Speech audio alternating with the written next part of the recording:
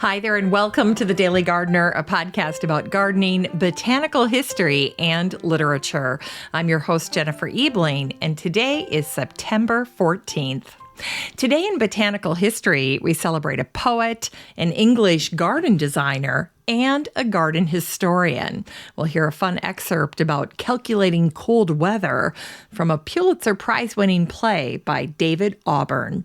And we grow that garden library today with a Bible on winter growing and harvesting, so year-round gardening from the master himself, Eliot Coleman. And then we'll wrap things up with some thoughts on transplanting, the toll it takes on plants and us. But first, here's today's curated news.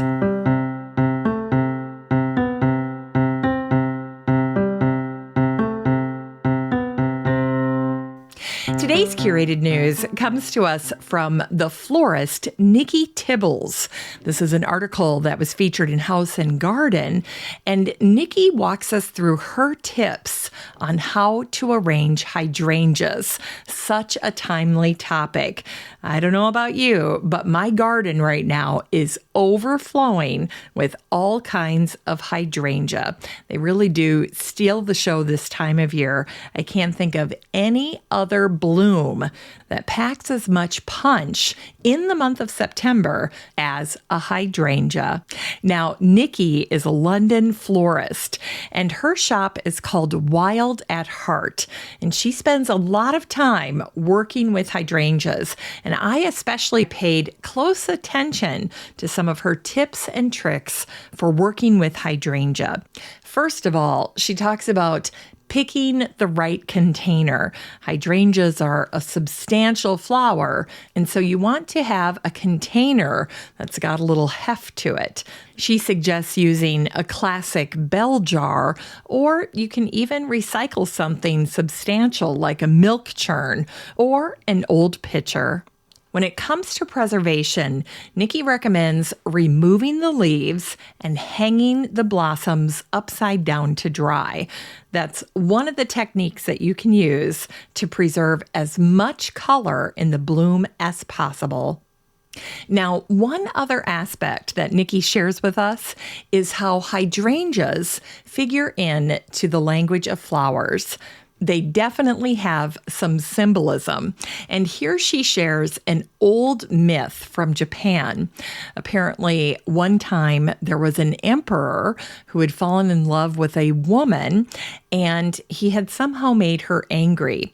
And so to apologize, he sent her a bouquet of blue hydrangea. That blue color is a clue to the recipient that they are very important to you. In fact, in some Asian countries, if you send blue hydrangeas, you're conveying that the person is as important to you as the beat of your own heart. Very dear. All right, now if you would like to check out this article by Nikki for yourself, all you need to do is head on over to the Facebook group for the show and search for the word hydrangea. And then this post by Nikki Tibbles will pop right up. If you'd like to join the Facebook group, all you need to do is head on up to the search bar at the top where you'd search for an old friend and type in the words Daily Gardener Community, and then answer a handful of questions, and I'll admit you into the group. I'll see you in there. It's time for today's botanical history.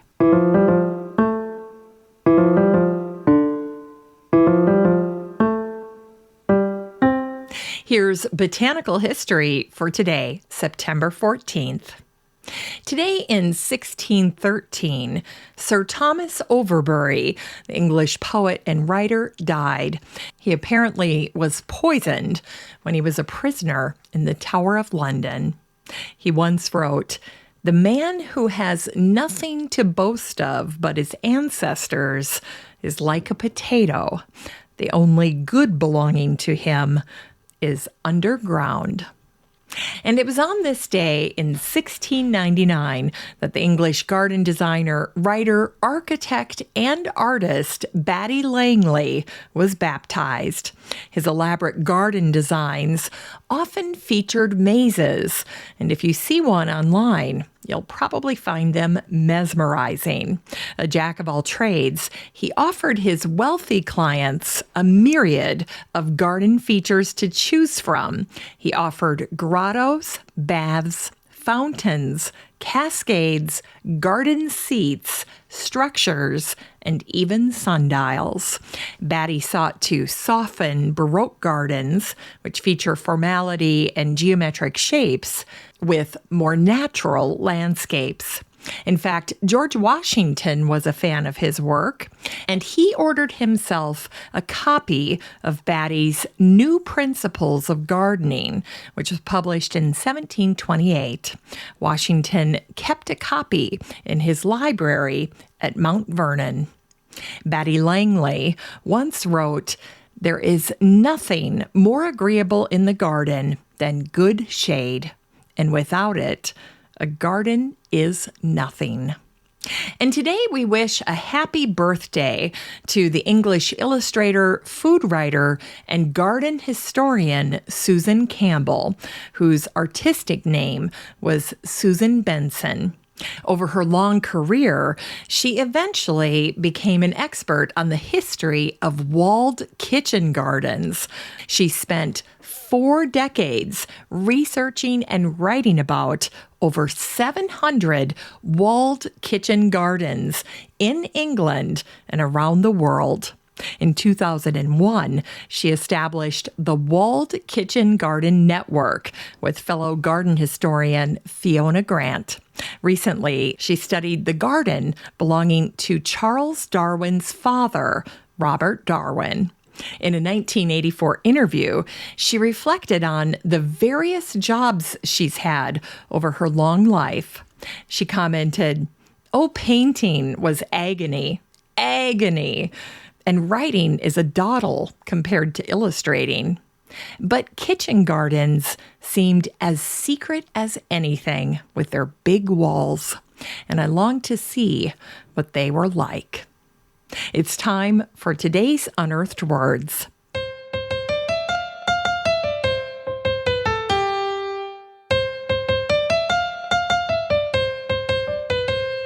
Today's Unearthed Words come to us from the award-winning play Proof by David Auburn. Here's a fun excerpt about calculating cold weather. Let x equal the quantity of all quantities of x. Let x equal the cold. It's cold in December. The months of cold equal November through February.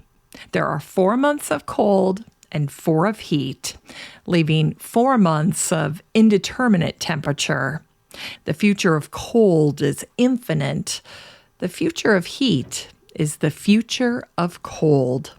The bookstores are infinite, and so are never full, except in September.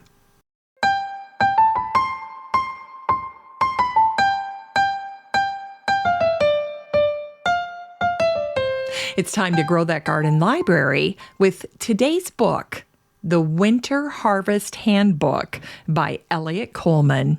This book came out in 2009, and the subtitle is Year-Round Vegetable Production Using Deep Organic Techniques and Unheated Greenhouses. In this book, Renaissance man Eliot Coleman shares his ingenuity and time-tested experience with growing and harvesting food year-round. If you're considering extending your growing season, Eliot's book is regarded as the Bible of successful winter sowing, growing, and harvesting. With the Winter Harvest Handbook, gardeners can remain active and productive even in the coldest winters using unheated or minimally heated movable plastic greenhouses. Eliot shares how to make and maintain your greenhouse, along with growing and marketing tips for over 30 different crops. This book is 264 pages of a proven model for enjoying fresh, locally grown produce all through the winter. You can get a copy of The Winter Harvest Handbook by Elliot Coleman and support the show using the Amazon link in today's show notes for around $15.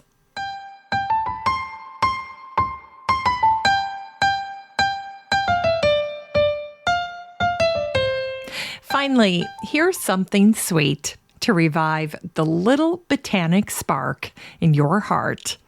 It was on this day, September 14th, in 1938, that the Canadian naturalist Charles Joseph Sariel wrote in his diary about transplanting. I've read this passage many times, but never through the lens of the impact that moving has on us. Well, Charles wisely linked the two together. Here's what he wrote. I stood out on the lawn at 12:30 a.m. The valley silvered in moonlight. Could have been back in July. Moving is transplanting.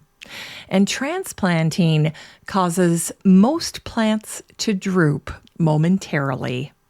We always feel a trifle sad about pulling up stakes.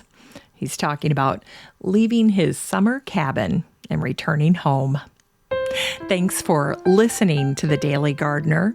And remember, for a happy, healthy life, garden every day. The Daily Gardener is produced in lovely Maple Grove and Wyoming, Minnesota. If you want to read today's show notes, just head on over to thedailygardener.org. And while you're there, be sure to sign up for my free Friday newsletter. And don't forget that you have a standing invitation to join the free Facebook group for listeners of the show. Just search for Daily Gardener Community the next time you're on Facebook and request to join. Last but not least, you can always get in touch by emailing me at jennifer@thedailygardener.org. I'm your host, Jennifer Ebling, and as always, have a great day in the garden, and we'll see you tomorrow.